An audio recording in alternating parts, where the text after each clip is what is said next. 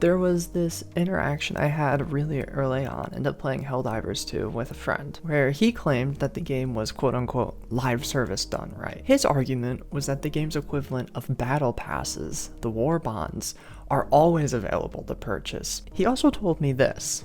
Is, look at the number, 237,000 dumb fucks are fighting the bugs when we're getting slaughtered over here in Malevelon Creek. We've been getting fucked for the last week and a half, and not a single person will join us. They're all fucking stupid. 35,000 brave people are fighting here. We've got 200,000 bitches doing jack shit.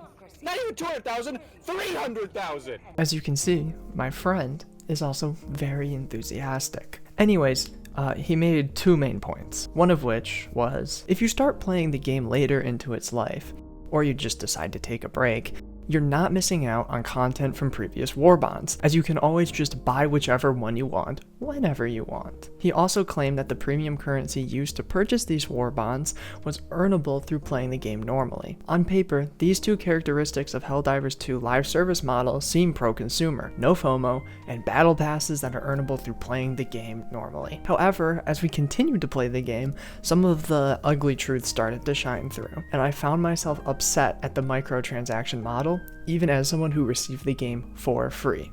Let me explain. It was slightly less clear back in the earlier days of the game, but now it is crystal clear that the main weapon and gear progression happens through war bonds. This means that the war bonds aren't just an optional way to acquire unique weapons, armor, and grenades, they're the only way. Well, this isn't a problem, right? We just said that the premium currency was earnable through just playing the game. Yeah, it is earnable. That much is technically true, but it is difficult. In 45 hours of playing the game, I barely managed to gain enough currency to buy one war bond. And my friends that I was playing with at the time that had a similar amount of hours as me, they never got enough to buy a war bond either. And don't forget, you spend $40 on this game. You paid money for this game. So the system that seemed great on paper ends up being horrible in practice. A paid game locking progression behind battle passes that cost premium currency. And I think my main problem here is that I never felt like the game was respecting my time. And I felt like the only way for me to demand respect for my time was to cough up real money for the war bonds. I'm not saying Helldivers 2 is pay to win. I am simply saying that I feel like the monetization model never respected my time.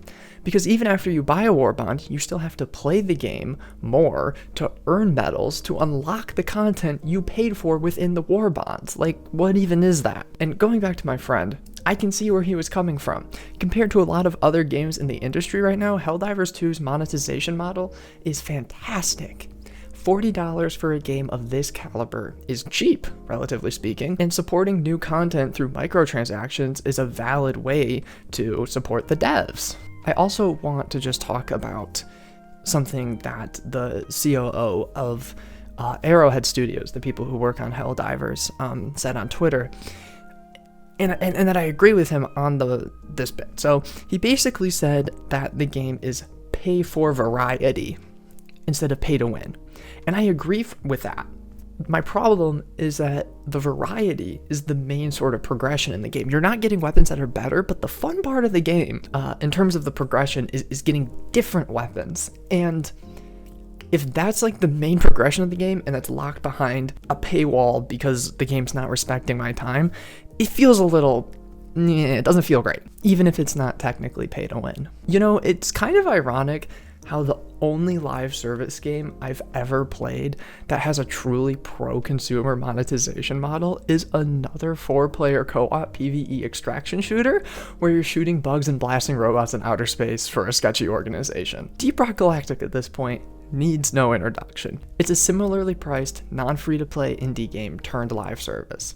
However, unlike Helldivers 2, it is infinitely more consumer-friendly. Battle passes in Deep Rock Galactic, which are called performance passes, are released alongside other seasonal content, like new enemies, weapons, grenades, and upgrades. These two things, the seasonal content and the performance pass, go hand in hand, but are distinct from each other. And with this sort of model, with a differentiation between the performance pass and seasonal content, Deep Rock is able to do a lot of really pro-consumer things. Starting with number 1, The performance passes only have cosmetic items in them. They have victory moves and pickaxe parts and paint jobs and new skins for your weapons. They never ever put an upgrade or a weapon or a grenade inside of the performance pass. Number 2, new gear is never locked behind premium currency. In fact, there is no premium currency in Deep Rock Galactic. Number 3, all seasonal content is free, including all 100 tiers of the performance pass. On top of this,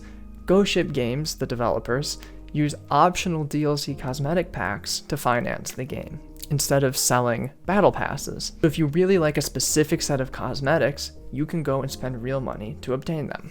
And on top of this, with the seasonal content being free, everything in the performance pass being free, you can actually go back and replay old seasons for free. You get to progress through any old performance pass that you want and earn all of the cosmetics, while also altering the spawn rates of enemies and mission types to match what they used to be in previous seasons. My goal in saying all of that was to not act as a sales pitch for Deep Rock Galactic. Rather, I just wanted to compare Helldivers 2 to something, a similar game with a similar gameplay loop that has a better monetization model that's more pro-consumer, just to show that it is possible to run a successful live service game with being a little bit less greedy as a company.